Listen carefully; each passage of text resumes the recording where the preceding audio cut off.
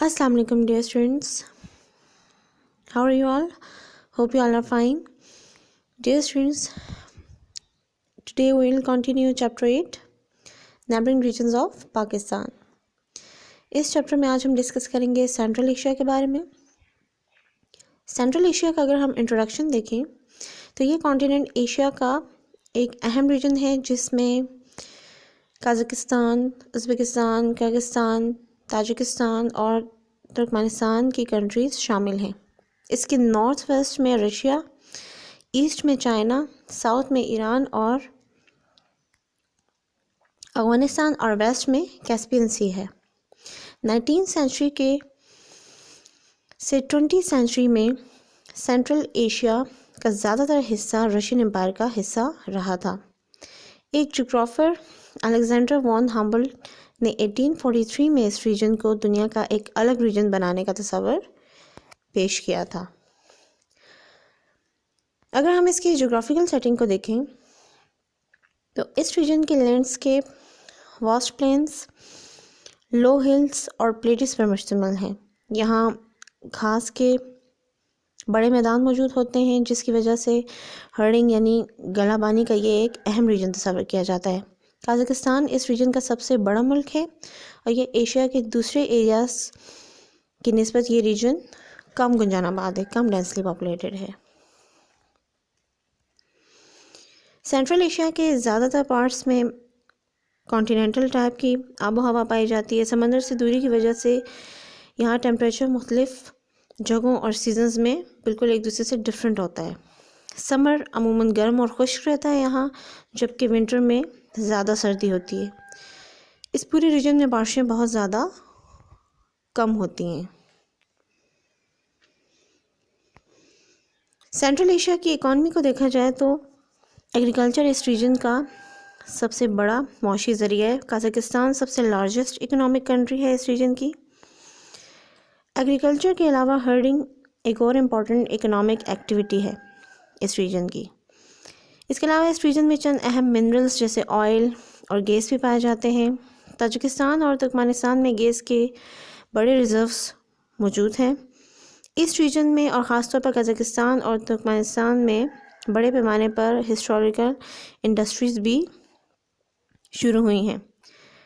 बाकी कंट्रीज़ में अभी इंडस्ट्रियल डेवलपमेंट उस तरह से नहीं हुई।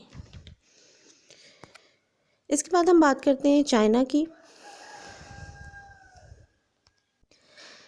चाइना साउथ ईस्ट एशिया में पैसिफिक ओशन के किनारे पर वाक़या है और चाइना के साथ 14 countries Korea, Vietnam, Laos, Burma, India, Bhutan, Nepal, Pakistan, Afghanistan, Tajikistan, Kyrgyzstan, Kazakhstan, Mongolia और रशिया के बॉर्डर्स जुड़े हुए हैं। ये रशिया और कनाडा के बाद दुनिया का तीसरा बड़ा मुल्क है। चाइना की आबादी 1.2 अरब से ज़्यादा है और ये दुनिया की टोटल आबादी का तकरीबन 5वां हिस्सा है।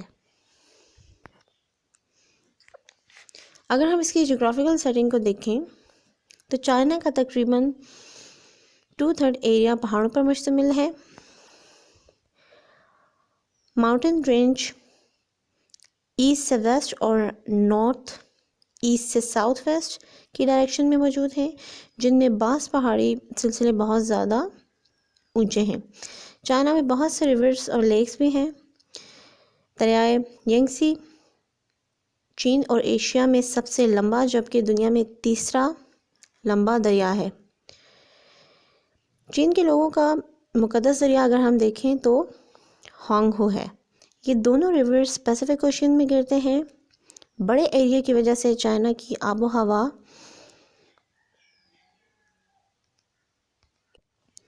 की कई रीजनल वेरिएशंस हैं। नॉर्दर्न चाइना में विंटर बहुत सर्द होता है और टेम्परेचर 17 डिग्री से नीचे तक चला जाता है। सेंट्रल चाइना की आबो हवा मॉडरेट रहती है और टेम्परेचर विंटर में -11 डिग्री जबकि समर में 27 डिग्री तक रहता है।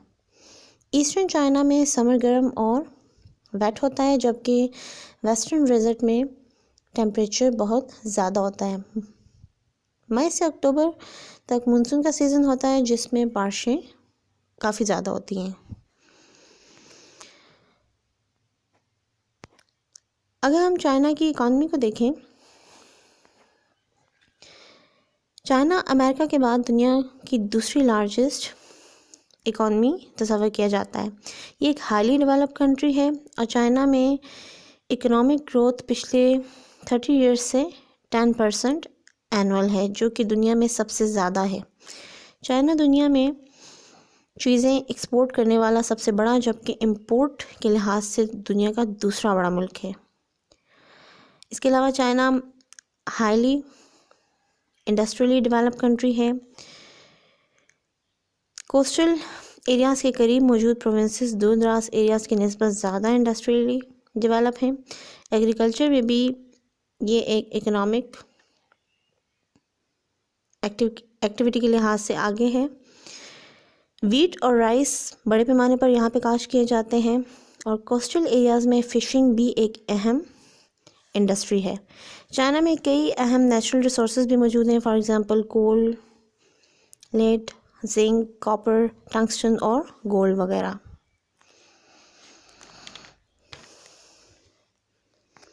اس کے بعد ہم بات کرتے ہیں اسٹریٹجک امپورٹنس آف پاکستان کی۔ پاکستان اپنی جغرافیکل لوکیشن کی وجہ سے پوری دنیا کے لیے بہت زیادہ اہمیت رکھتا ہے، اور پاکستان کے نارتھ ویسٹ میں افغانستان، ساؤتھ ویسٹ میں ایران، نارتھ میں چائنا اور ایسٹ میں انڈیا موجود ہیں۔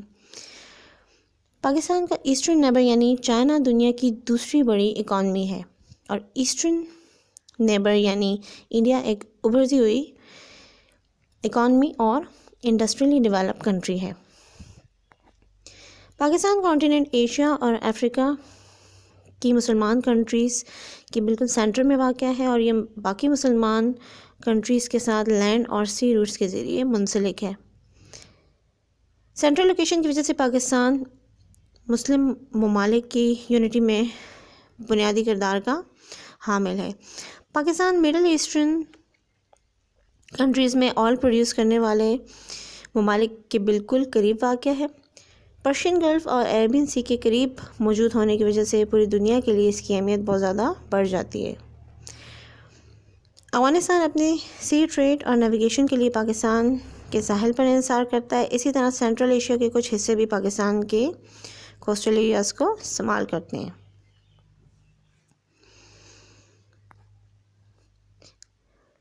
اب ہم بات کرتے ہیں Pakistan's relations with its neighbours. Pakistan کے اپنی نیبرنگ کنٹریز کے ساتھ ریلیشن کیسے ہیں؟ پاکستان کے اپنے زیادہ تر نیبرنگ کنٹریز کے ساتھ اچھے تعلقات ہیں۔ چائنا پاکستان کا ایک اہم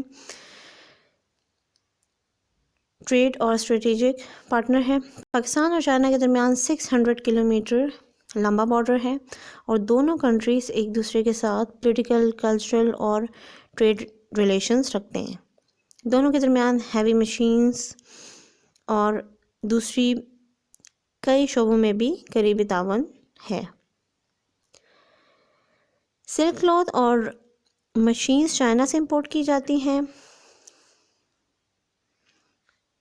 اس کے علاوہ Pakistan central Asian Islamic countries کے ساتھ ریلیجیس، کلچرل اور اکنامک ریلیشنز بھی رکھتا ہے۔ پاکستان وہ واحد ملک ہے جو ان کنٹریز کو قریب ترین سی روٹ کی سہولت فراہم کرتا ہے۔